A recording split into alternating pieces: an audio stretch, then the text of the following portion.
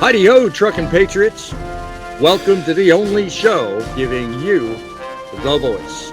The Truth in Broadcasting Network proudly hosting the first ever annual United States of Trucking debate.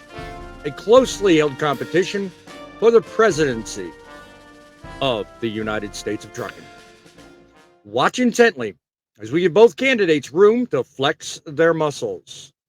Tell us in the comments below what you think about today's debate. At this election in 2024, we will tally up the report on your votes, and one candidate will emerge victorious. Who will it be? Leave us a like, because remember, likes are the thing to help you find us here again. Welcoming you guys to the first ever presidential debate for the United States of Trucking. In a world where our industry fuels the heart of America, we stand at the crossroads of innovation and tradition. This debate isn't just about choosing a leader. It's about securing the future of trucking. Our first candidate, representing the Cab-Over Party, a seasoned veteran of over 23 years, knows the roads like the back of his hand. With old-fashioned know-how and a relentless commitment to old-school ways, he's here to ensure that the respect you earned is restored loud and proud, and his rants will make you believe it. The Grumpy Old Trucker. Our second candidate, showing up for the Mactastic Party. A forward thinker, an innovator, and mostly brings fresh ideas and a vision to making our industry fun while staying true to our roots. A man with the sense that you don't have to be crazy to be in trucking, but it sure helps. And his videos will prove just that. Welcome, King John. Tonight's debate is geared like an old freight shaker. Hard to shift, but never dependable. Its main focus is to arrive at the crossroads. Old school or new rule. So here's how it's going to go. Each candidate will be given an open statement with no rebuttal. 2 minutes, so make it good. Who wants to listen to two blowhards blow on for hours and hours, Joe? Oh, moving on. After which we will take questions on specifically selected questions written by the best moderator in television history. Come on, let's hear it. For me, the El Rushbo machine. Each candidate will have 60 seconds to respond. When you hear this sound, it's shut up, kid. You talk too much. If your hair talks louder than Joe Pesci, then I may allow you to talk back and rebut. What would that turn into? A show of nothing but butts. Anyway, remember, folks, like Captain Spock, I have the con. So don't piss me off. Let's begin. As with every debate, we have enlisted a special committee of coin flippers, and we have done the coin flipping and determined by a row of heads that Grumpy is going to be the first one for an opening statement. Tell us, why do you want to be the president of these United States of Trucking? Ladies and gentlemen, fellow truckers, imagine a world without trucks. No toys, no snacks, and no awesome gadgets.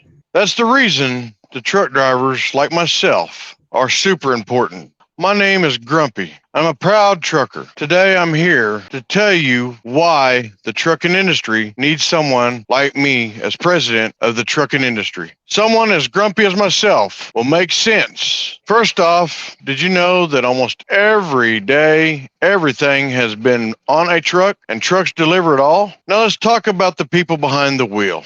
Truck drivers, the sometimes unseen superheroes of the road. We drive long hours through all types of weather to make sure stores have what you need. And guess what? These fancy new ways just aren't cutting it, folks. We also have to be really good at problem solving. Imagine having a flat tire in the middle of nowhere. Grumpy would like to point out there are no special gadgets. That shouldn't have broken to start with. As president of trucking, I will make trucking great again by flogging the first driver that ignores pre and post trips. No more breakdowns as president. Thank you very much. All right, now for an opening statement from King John of the Mactastic Party. Hello, my fellow Americans. You know what? In trucking, there are a lot of issues. And some people, with my white beard and my belly full of jelly, they think I'm Santa Claus. Well, as president, I kind of will be Santa Claus because I want to get rid of a lot of the hours of service that we struggle with every day. I'm not saying get rid of them altogether. I'm saying, how about a new inventive way of looking at them where we can actually take a nap when we need one? Or we can arrange our clock around a schedule that fits our load. I mean, come on, guys. Every trucker out there knows what I'm talking about. And if you're not in trucking, you should vote for me because all the things that you get that come on a truck will get there quicker, more efficiently, and safer with less accidents because I'm in charge. Now, y'all might know me as the king of shorts, but I'm also running for president of this trucking of the United States. So I would ask you to vote for me for one very important reason. I'm not just an old fashioned trucker. I'm a new trucker that with innovative thoughts that can bring us the old school trucking brotherhood into the new age and still be a brotherhood. We can also embrace the new technologies, but not let them overtake us. Make sure R&D is done to an acceptable level before it ever sees public view. Now, if you vote for me, you'll get all of this and much, much more. Just remember, comment down below. Driving with John, you vote for him. Thank you so much and enjoy the debate. All right, and the debate shall begin with questions. Once again, audience, you make the call. Put down in the comments below who you're voting for after the last question. Each candidate will be given a question and given 2 minutes to respond. If they go over the 2 minutes, that sound will play, and I will bring out the hook. And believe me, I make one hell of a Captain Hook. So, King John, first question goes to you, my friend. As someone who's experienced the evolution of trucking regulations, what specific changes would you advocate to reduce the bureaucratic burden on truckers and keep those blowhards from talking too damn much? Well, that's the question of the decade right there. I'll tell you what. The first thing they need to do is streamline everything. Stop with all the 15 different organizations all pushing things on trucking. Let's have the Department of Trucking, where that's where everything comes from, one source, and then go from there. Once you have one source, it's easier to work with, other than fighting, rather than fighting agencies from the EPA, the FMCSA, and all the other ones that want to have their hands in trucking. Just go to one source. And also, just remember, truckers are people too. Now, on to candidate number two, grumpy old trucker, is someone who's seen the ups and downs of both tech regulations and hours of service issues over the years. What specific changes would you make to cut through the red tape and keep those overzealous bureaucrats from squawking like a flock of buzzards every time we hit the road? I say them keyboard jockeys and pencil pushers need to leave us drivers alone. That's exactly how I feel about it. Instead of doing that, they should talk to one of us that are out here every day and see what our opinions are and get our opinions as well. That's how I feel about it. But you know what? If you really want the pencil pushers and the keyboard heroes to know how it feels, make them ride in a truck for a week. And I'm pretty sure that'll change it right there. You got anything to add, Grumpy? Since he suggested that, I'm going to say one thing. You're going to be the first one to let those guys ride with you for a week. Definitely challenging. Definitely challenging. I like the looks of this. Debate starting off strong. Number 3 question goes to you, Grumpy. With the ongoing driver shortage crisis, what long-term strategies would you push to attract and retain drivers in the industry? And what difference would it make? I mean, bureaucrats all think we need more drivers. How about close the borders? And would you make Mexico pay for it? Would I make Mexico pay for it? Well, obviously that's never going to happen because the Mexican people down there, they don't want to pay for nothing up here and they're not going to help. So no, that's not going to help. But I say what we need to do is we need to do a little bit better vetting on our drivers, as well as we need to make sure that they get proper training, because without the proper training, you're just another person behind the wheel, and you're an accident waiting to happen. So no, I strongly say that's not going to help anything.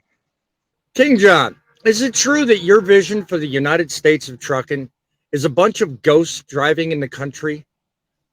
Just months ago, you were spotted trying to pass off a video of what some believe is your great uncle moving into your truck on some lonesome highway at night. Can you confirm that it wasn't Jimmy Hoffa? Well, you know what?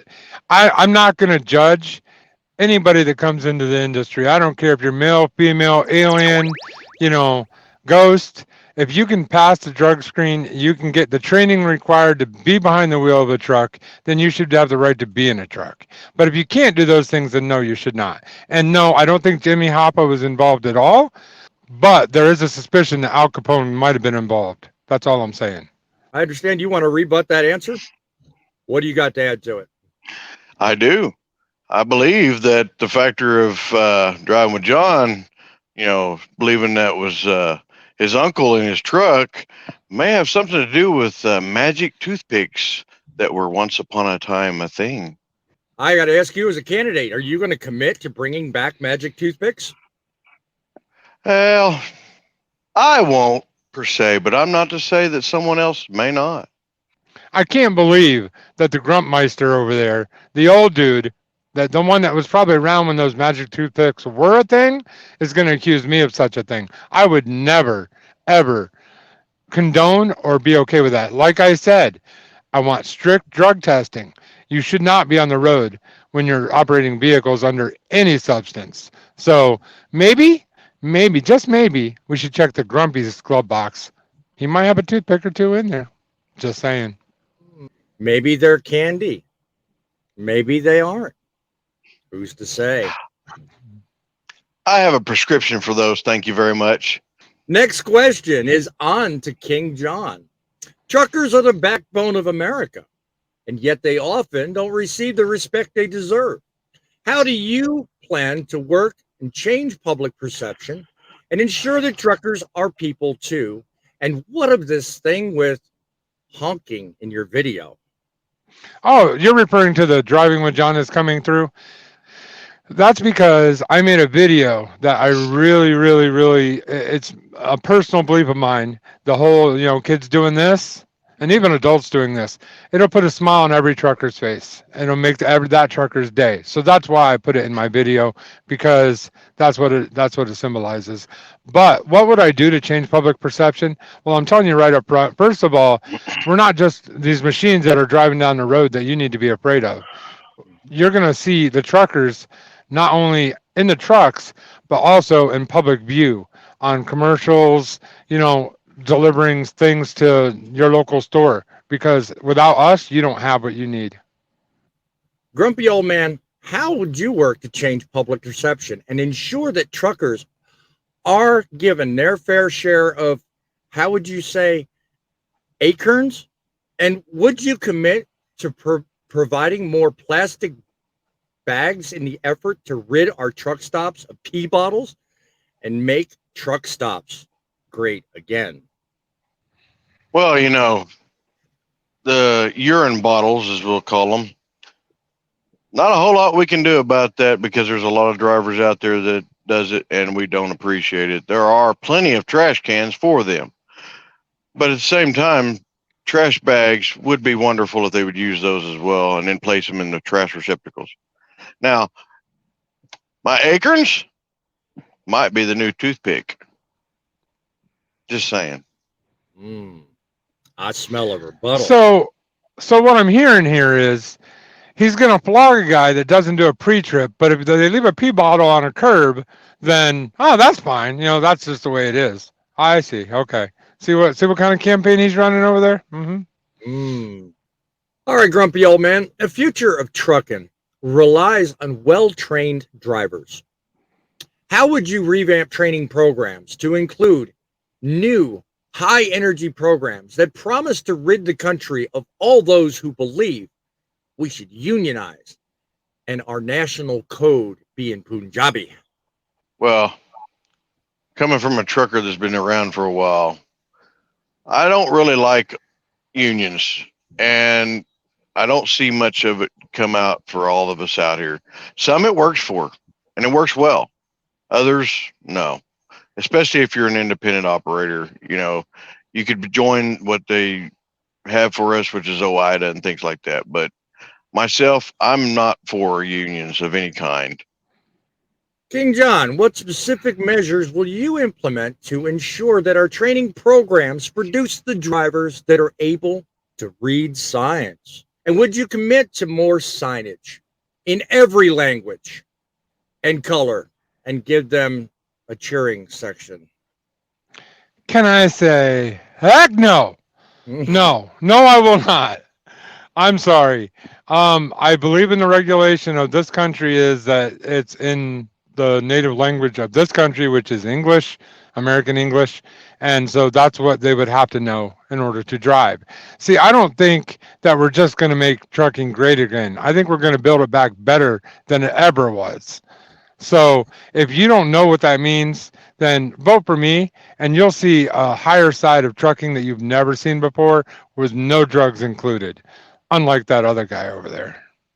So, what you're trying to say is if somebody that's a little dyslexic's not able to read our language, then what happens?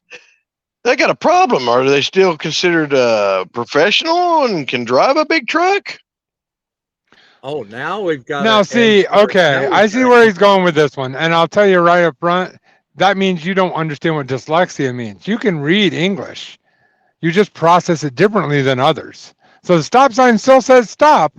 It doesn't say get the acorn out of your butt. This question is to you, King John. Long hours on the road can take a toll on our health.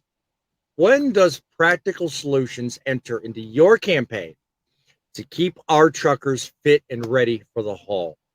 And is it true that you want everyone over 50 to submit to a proctological exam because your opposition's manager made a slogan that said, and I quote, truckers are crap, but we got this?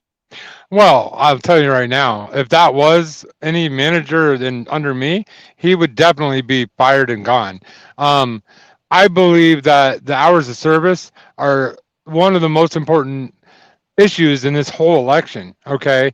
Like I said in my opening, that a way of rearranging our hours so that you still have the 10, the 14, and the 34s, but where you can take, I don't know, do it like a 5 and a 5 or a 4 and a 6 instead of so strict as staying a 8 and a 7, so that if you need a nap, you can take a nap. You never have to drive tired. Your dispatcher can't tell you you have to drive when you shouldn't be driving, all of those things.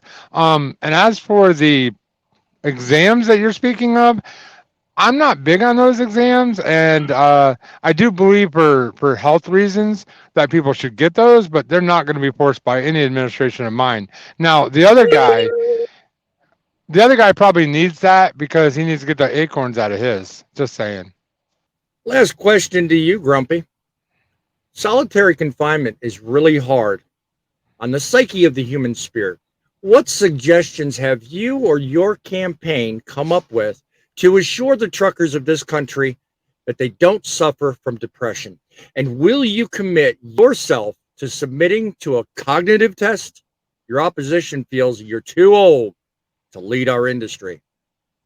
Well, I'm not too old. I never have been too old. I might be a little grumpy every now and then, but I'm never too old. I don't care what they say. I am definitely the perfect candidate for presidency. And that's why I'm running for it. But what the cog yeah, the thing. Well, I never called for him to have a cognitive test like that. But after that question answer, I'm thinking it might be necessary. But in all seriousness, you shouldn't be operating a heavy vehicle when you suffer from cognitive issues, let alone running the United States of trucking. I'm just saying. Maybe too many of those acorns. I don't know what the solution there is. Sorry. I have to consult an expert on that one. Well, I was going to say we're gonna have to consult a lot of experts after this debate, which was lively nonetheless. I have to add, you have your choice in front of you, voters. You can vote for King John, or you can vote for the grumpy old trucker. Either way, the future of trucking is in your hands. We have closing statements coming up here.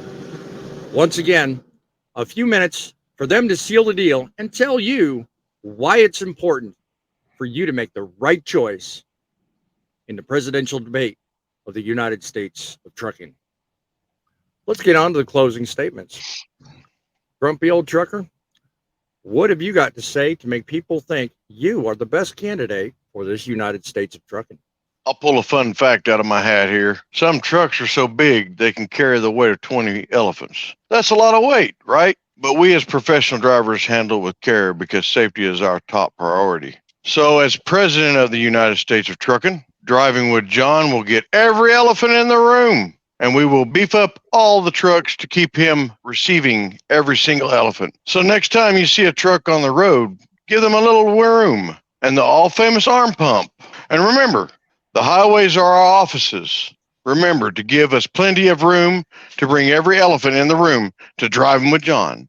Grumpiest President is 100% your answer to make trucking great again. Thank you. And on to King John. Why should everyone vote for you? Well, I had a whole speech planned out that I was going to say right here, but honestly, all I got to do is just point out what the competitor said. Everything was about me. Unless you like whatnot shelves and cinnamon toasted acorns, otherwise vote for me, because that's where trucking will be the best. There you have it, folks. Mean, lean, and green, right here from the fighting machine we call Truckin' City News. Vote your conscience. Vote the spirit to make trucking great again. Be sure and stay tuned to all three channels, Truckin' City News, Driving with John, and the Grumpy Old Trucker. Election results will be posted and tallied up and spoken of on one of the frontline shows nearest the election. It is in your best interest to subscribe to not only my channel, but theirs as well, because you don't want to miss who wins the presidency in 2024. Well, there you have it, folks. Both candidates with their answers to the best questions tailored to help you pick a winner and not your nose. Leave comments down below and tell us which candidate you think will help build back trucking. Comment too if you want to follow up on any of these questions we covered here. Let your voice be heard and make sure to follow each of these channels.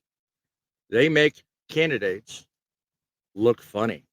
Grumpy Old Trucker and Driving with John.